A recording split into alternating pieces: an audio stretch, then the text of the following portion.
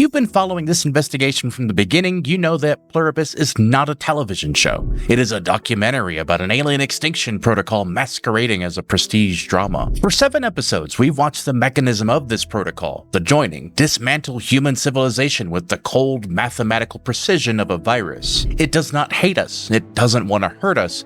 It simply wants to process us. We have categorized the Hive's previous strategies, the Episode 1 shock, the invitation in Episode 2, the abandonment in Episode 5, but Episode 8, titled Charm Offensive, introduces a terrifying new tactical phase. The Hive has realized that the remaining immune system of humanity, specifically Carol Sturka and Manousos Oviedo, cannot be coerced by silence or starvation. They are too stubborn, too broken. So the Hive has shifted tactics. They are no longer trying to starve the cancer, they're trying to love it to death. Episode 8 is a masterclass in psychological warfare. It is 45 minutes of weaponized nostalgia, simulated intimacy, and the architecture of a trap so comfortable you aren't supposed to notice the bars.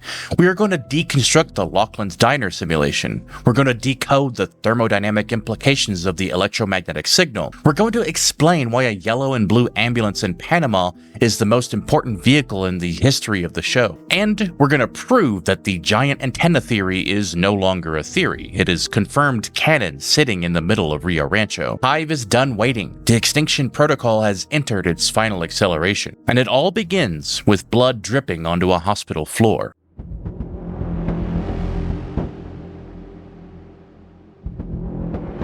In the previous episode, we identified the painting Carol stole, the Belladonna by Georgia O'Keeffe, as the key to her poisonous strategy. Some of you have doubted this theory, suggesting it was just set dressing, but Episode 8 doubles down. The painting is framed prominently between Carol and Zosia in the living room scene. It is the third character in the room. Carol claims she loves it, but was going to return it. This is the central tension of her existence. She loves the poison, her individuality and her rage, but she knows she should return it to the void to be happy. The painting remains on the wall. The poison is still in the room. But while Carol plays house in Albuquerque, Manousos Oviedo is waging a one-man economic war in the southern hemisphere. We open on a blur of white crocs and blood dripping onto a tile floor, forming donut patterns, perhaps a callback to the licking of donuts in Episode 1. Manousos wakes up in a hospital, not a Hive wellness center, but a repurposed facility run by the collective. His back is flayed open with scars from the chunga palms in the Darien Gap. A Hive doctor tells him he's responding to the antibiotics, but must continue them to survive. And here is the divergence. A normal survivor would accept the charity, accept the treatment, but Manousos grabs a scalpel. The Hive isn't afraid. Why would they be? They cannot die in any meaningful way. They simply tell him to relax. And then Manousos does something that defines the entire tragedy of the immune. ¿Cuánto debo? La factura, ¿cuánto debo? No nos debes nada. He doesn't want to owe the Hive. He wants to pay the real people who were there before. A ustedes no. A la gente que estaba aquí antes. He is attempting to conduct a transaction with ghosts. He believes that by paying the bill, he retains his sovereignty. If he accepts the gift, then he becomes a dependent. The Hive, in their infinite terrifying accommodation, prints him an itemized receipt. 8,277,53.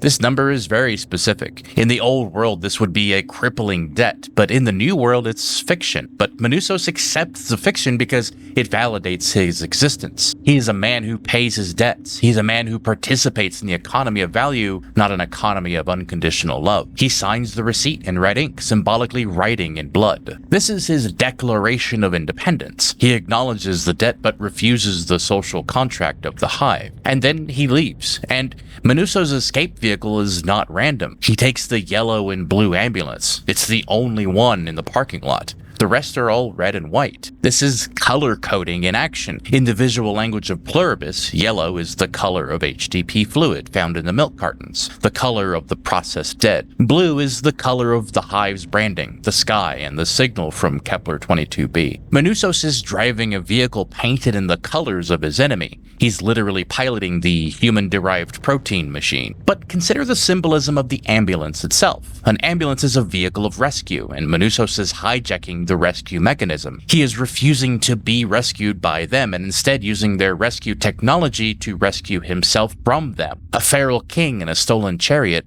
heading north. He is the HDP, driving the HDP mobile. The convergence is coming. Back in Albuquerque, the genre shifts from survival horror to domestic thriller. Carol and Zosia are playing house, but look at the details. The simulation is glitching. On the coffee table, a Van Gogh book separates Zosia and Carol. But why Van Gogh? Van Gogh is the patron saint of the tortured artist, a man who saw the world differently than everyone else, so differently that it drove him mad. Carol is the Van Gogh of the New World. She's holding on to her madness because she believes it is the source of her color. Carol initiates a card game. She chooses Spit. Spit has no turns. Both players move simultaneously, slamming cards as fast as their reflexes allow. It bypasses conscious thought entirely. You don't think and spit, you react. Now, remember what Zosia tells her later in the episode. Hive communication is unconscious, like breathing. It's not a conversation, it's parallel processing, every node operating at once, no waiting and no turns. Carol is playing a game that mimics the Hive's neural architecture. She's trying to see if she can sync with Zosia physically without joining her mentally. She's probing the protocol with a deck of cards. The Hive processes data, but it lacks process. When Carol asks why the game is called Spit, Zosia instantly accesses the answer. We know it originated in the UK during the 80s. There's different theories as to who named it, but no clear answer. No wondering or discovery, just retrieval. The Hive cannot wonder why, they can only know what. This lack of epistemological friction is the first clue that their existence is stagnant. During the game, Carol recounts a story about her aunt. My Nana had a blue deck and a red deck, and she used to make us put them all back in the right boxes before we put them away. Loser has to sort. Blue versus red, order versus chaos, Hive versus individual. Carol is mentally sorting the battlefield. Zosia plays with inhuman efficiency, and Carol notes, It's like playing cards with fucking Google. Zosia then reveals where the others sleep, the Rio Rancho Event Center. They do not sleep in beds, they sleep in a massive pile on the floor. Everybody sleeps together? Carol's response is pitch perfect. This isn't going to turn into the orgy scene at the end of that Matrix movie, is it? But look at the framing. The camera shoots the sleeping bodies through rail and wires of the arena. This visual impression is unmistakable. It's prison bars. The Hive members are prisoners of their own optimization. They have surrendered privacy and comfort for the thermodynamic efficiency of body heat. Zosia tries to justify this by saying it's cheaper to heat one building than thousands of homes. But this reveals the Hive's grim utilitarianism. They have reduced human life to a logistical equation. A paradise where you sleep on a gym floor to save on the heating bill is a lie. It is a labor camp with better PR. Carol's decision to sleep there next to Zosia, placing her arm around her. This is the episode's cliffhanger of resolve. She enters the cage voluntarily. She lies down in the womb. The charm offensive is working. The exhaustion of being the last individual is breaking her. The scene shifts to outdoors. A train is passing, a long industrial train cutting through the silence of the New Mexican desert.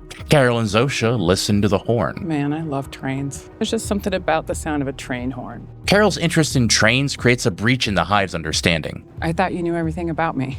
Not this. Zosia learns something new about her. This is something she never shared with anyone. And then we get the most critical lore reveal of the episode, or of the season. Something to do with the body's electromagnetic field, our natural electric charge. So, like radio? Sort of, but radio transmission is like talking. It's conscious. Our communication is unconscious, homeostatic, like breathing. This confirms the mechanism of the joining, something we theorized in the previous analysis. It is a biodigital network. The human nervous system has been retuned to transmit and receive data on a specific frequency. This validates why Manousos can hear them on his shortwave radio.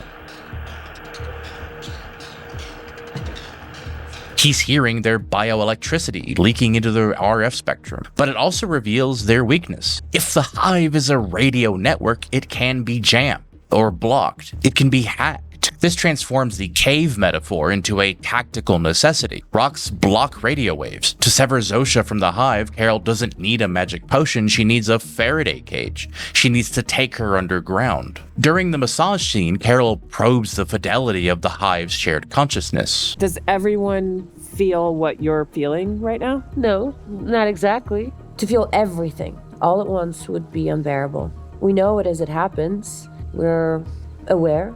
This exposes the system's fatal flaw: latency. The collective is aware of sensation as data, but only the specific vessel feels it viscerally. There's a sort of lag between local sensation and collective processing. It implies that an individual avatar, like Zosia, can be physically compromised, drugged, poisoned, and killed before the collective mind fully registers the systemic failure. And this validates Carol's belladonna strategy. She can poison Zosia locally, and the Hive will not realize the threat until the avatar is already terminal. There's a pivotal scene that takes place at a specific architectural landmark in Rio Rancho, the Campus Park SKYROOM amphitheater. The structure is bathed in red light so Carol can see the stars better, creating a visual effect that explicitly looks like a womb. The audio has this strange sort of echo that makes the sound uncomfortable. The visual language is undeniable. The red light is biology, birth, and danger, a counter color to the Hive's calming blue. The womb is symbolism. The Hive is incubating something. In the center of this womb sits a massive telescope. Through it, Zosia points out Kepler 22b, the origin of the signal, located 600 light years away. And then we get the confession that changes everything. What are the people like on Kepler 22b? We'll probably never learn the first thing about them. They're too far away. We know we love them, and we're grateful to them. And we'll pay it forward, however long that may take. What does that mean? We have to share their gift with whoever else might be out there. This confirms the giant antenna theory, but it also reveals the economics. Think about what we've seen this episode. The Hive sleeps in a pile on a stadium floor because it's more efficient. They've turned off the lights in empty buildings. They've minimized every output. Now think about the HDP, the amber liquid, the processed dead. That's not merely food, it's an electrolyte solution. Batteries run on chemical energy stored in liquid. The Hive is turning the human population into a massive biochemical battery to power a transmission that needs to reach a planet that could be hundreds of light years away. The energy requirement for that would be astronomical. We're talking gigawatts sustained over years. The Hive is putting humanity into a low power mode so the processor can run a high intensity task. They're not merely eating the dead to survive, they're refining the dead into rocket fuel. The biological machine is lubricating itself with its creators. They are literally stripping the planet to build a transmitter. The 10-year extinction timeline is the construction schedule. The consumption of humanity via HDP is the fuel source required to erect an antenna the size of Africa. The line from episode 1 that is now revealed as canon. The piece they bring is the silence of a dedicated server farm. They are not living, they're processing data for transmission. The charm offensive reaches its zenith and its breaking point when Zosia takes Carol to a fully reconstructed memory, Lauchlin's diner. The Hive has rebuilt Carol's favorite riding spot from scratch. They have populated it with extras driving cars back and forth to simulate traffic. They have even retrieved the original waitress, Bree, from Miami to pour Carol's coffee. This is all just theater, and it exposes the Hive's fundamental flaw. They understand the data of happiness, but not the qualia. The data is like, Carol liked this building, Carol liked this waitress, and Carol wrote books here, therefore rebuilding this will make Carol happy. The qualia, though, is the specific joy of that time that was rooted in context, the struggle, the anonymity, and the specific relationship with Bree at that moment. Bree is no longer Bree. The entity pouring coffee is a node in the Hive wearing Bree's face. The smile is too perfect. The coffee refills are too timely. It's a stimulation of service. And Carol picks up on it immediately. The Hive failed the Turing test of the heart. They got the details right, like the traffic and the menu, but missed the essence and the struggle. The nostalgia without struggle is just set dressing. Carol realizes she can never go back. The name of the diner, Lauchlin's, provides a linguistic key to the entire series' mythology. The etymology of Lauchlin is of Scottish and Gaelic origin derived from Lauchlin. Its literal meaning is land of lakes or fjord land. But why would a hive mind intent on pacifying a desert-dwelling writer in Albuquerque, a landlocked arid environment, choose to rebuild a structure named Land of Lakes? Remember that Kepler 22b is theorized to be a water world, one enormous ocean. Maybe one enormous ocean. The Hive is signaling that they are bringing lakes to the desert. They are imposing a hydrological identity onto a dry landscape. I always worry I don't add enough water. It's perfect.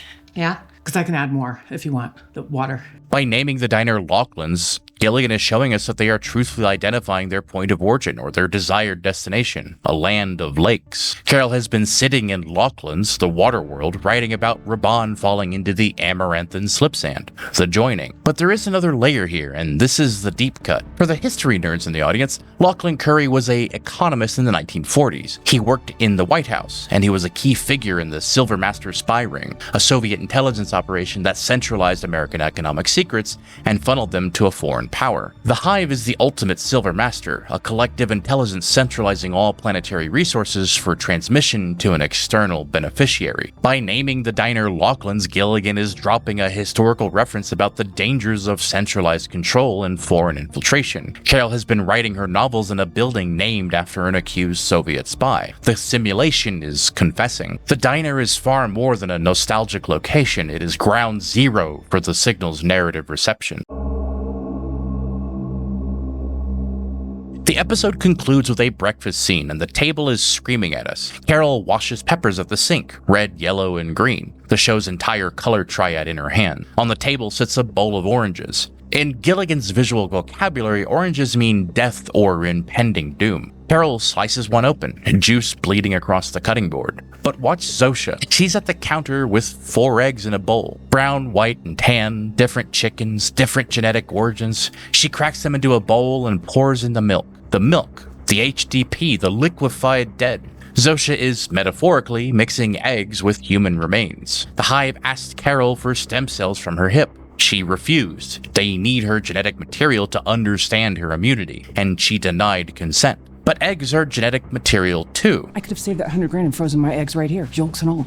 Suddenly, the womb symbolism from the SKYROOM snaps into focus. The red-lit amphitheater, the overhead shot that looks like a womb. The Hive doesn't need Carol's consent if they already have her eggs. This breakfast scene isn't domestic bliss, it's the visual confirmation of a workaround. Carol said no to the stem cells, so they found another source. They've been keeping her comfortable, keeping her fed, and keeping her alive for a reason. In a stunning moment, Carol asks Zosia about her personal favorite food. You, like lowercase u. Does Zosia like omelets? Zosia likes... I like omelets. Not your plural, but you singular, Zosia the person. And something unexpected happens. Zosia accesses a specific personal memory. What is your favorite food? Mango ice cream.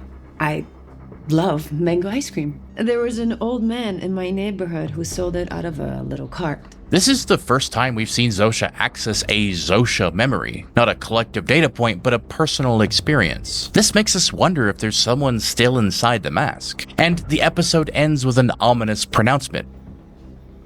You're going to have a visitor.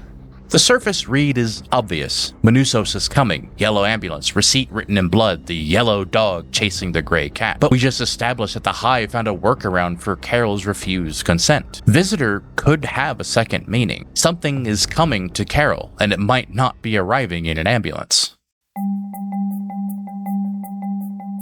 So, based on the evidence accumulated from episode 8, we can now formulate the grand unified theory. Earth has been infected by a reproductive spore. The others are not a civilization, they're a biological mechanism designed to convert planetary biomass into radio transmission. The process works like this. First infection, then the signal transmits an RNA sequence that converts the local dominant species into a unified workforce. Then there's assimilation. The workforce dismantles local resistance, war, politics, individuality, all to maximize efficiency. Next comes consumption. The workforce burns through the planetary biomass, processing it into HDP to power the construction phase. And then there's construction. The workforce builds the giant antenna. And finally, transmission. The antenna beams the signal to the next habitable zone. And this all leads to termination. The workforce, having exhausted the planetary resources, starves and dies. The Hive isn't a civilization, but a cycle, and we're somewhere between consumption and construction. The peace is the silence of a factory floor running at 100% efficiency. The happiness is the lubricant to keep the gears from grinding. But Carol is more than just an immune. She's a creative engine. The Hive has assimilated all existing human stories. They have the combined knowledge of every novelist, screenwriter, and poet, but they can't create new ones. They need Carol because she is the only one left who can generate a new narrative. Her Caro 5 novel. She is the random number generator in a deterministic system. They're not wooing her because they love her. They're mining her subconscious because they want to build their own reality from it. They are terraforming reality using Carol's fiction as the source code. So based on the trajectory established in episode 8, here are my concrete predictions. Here's how I think this ends. Manusos is dying. He left the hospital against medical advice. He's septic. The Chunga palm infection is still in his blood, and he's not getting the antibiotics he needs to survive. Every mile he drives north in that yellow ambulance is a mile closer to Carol and a mile closer to death. But I think he's gonna make it, at least long enough. When these two immunes finally meet, they're going to share notes. Carol spent weeks studying the Hive from the inside. She knows about the electromagnetic signal. Manusos has been monitoring them on 8613 since Episode 6. He knows how the frequency works. He knows it can be heard on a radio. Put those two pieces together and you get the play. If the Hive communicates via electromagnetic signal and rocks block radio waves, then Carol needs to take Zosia underground, into a cave or into a bunker, into the metaphorical caverns of Avalor from her own books. I was thinking of the The caverns. caverns of Avalor. Yeah. But weren't those lost to time? Well, sure. But what is time to someone like Raban? They just have to get their hands on Captain Virgil's Temporal compass.